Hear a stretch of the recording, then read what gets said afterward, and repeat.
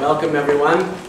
We're going to do a number of poems, some illustrated in a style that you'll see and maybe recognize. Our first poem is The Mental Traveler by William Blake. The Mental Traveler. I traveled through a land of men and women too, and heard and saw such dreadful things as cold earth wanderers never knew. For there the babe is born in joy, that is begotten in dire woe, just as we reap in joy the fruit which we in bitter tears do sow.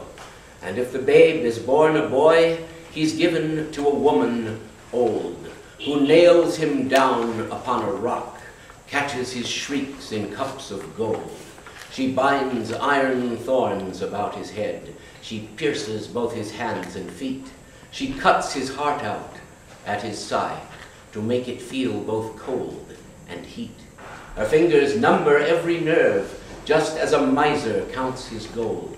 She lives upon his shrieks and cries, and she grows young as he grows old, till he becomes a bleeding youth, and she becomes a virgin bright. Then he rends up his manacles and binds her down for his delight. He plants himself in all her nerves, just as a husbandman his mold, and she becomes his dwelling place and garden fruitful 70-fold. An aged shadow, soon he fades, wandering round an earthly cot, fulfilled all with gems and gold, which he by industry has got. For these are the gems of the human soul, the ruby and pearl of the lovesick eye, the countless gold of the human heart, the martyr's groan, the lover's sigh. They are his meat, they are his drink. He feeds the beggar and the poor, and the wayfaring traveler. Forever open is his door. His grief is their eternal joy. They make the roofs and walls to ring, till from the fire on the hearth a little female babe does spring. And she is all of solid fire, and gems and gold, that none his hand dare stretch to touch her infant form, or wrap her in his swaddling band. But she comes to the man she loves, if young or old, or rich or poor. They soon drive out the aged host, a beggar at another's door. He wanders, weeping, far away, until some other take him in, oft blind and age-bent, sore distressed, until he can a maiden win. And to allay his freezing age, the poor man takes her in his arms. The cottage fades before his sight, the garden and its lovely charms. The guests are scattered through the land, for the eye altering alters all. The senses wrap themselves in fear, and the flat earth becomes a ball. The stars, sun, moon, all shrink away, a desert vast without a bound, and nothing left to eat or drink, but a dark desert all around. The honey of her infant lips, the bread and wine of her sweet smile, the wild game of her roving eye, does him to infancy beguile. For as he eats and drinks, he grows younger and younger every day, and on the desert wide they both wander in terror and dismay. Like the wild stag she flees away, her fear plants many a thicket wild, while he pursues her night and day, by various arts of love beguiled, by various arts of love and hate, till the wide desert planted over with labyrinths of wayward love, where roam the lion, wolf, and boar.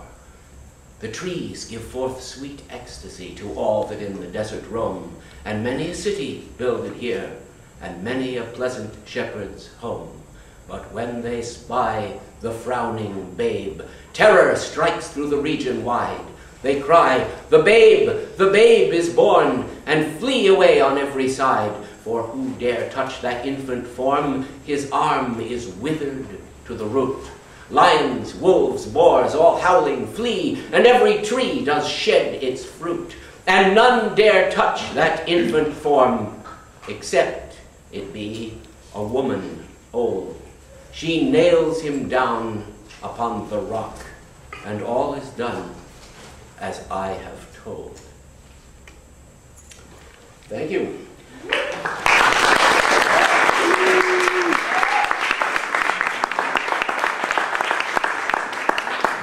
Our next poem is by Richard Wilbur, an American poet still living, and it will be dramatized if we're ready for it, are we? It is called The Death of a Toad. I'll get out of the way for the prologue.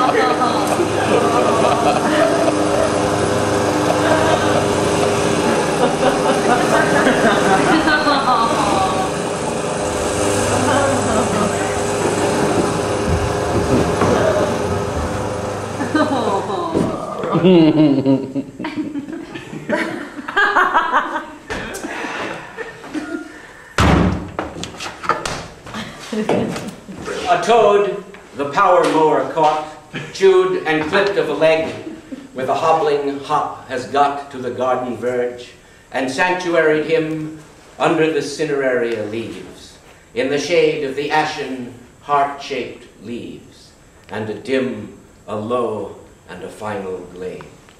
The rare, original heart's blood goes, spends in the folds and wizenings of the banked and staring eyes.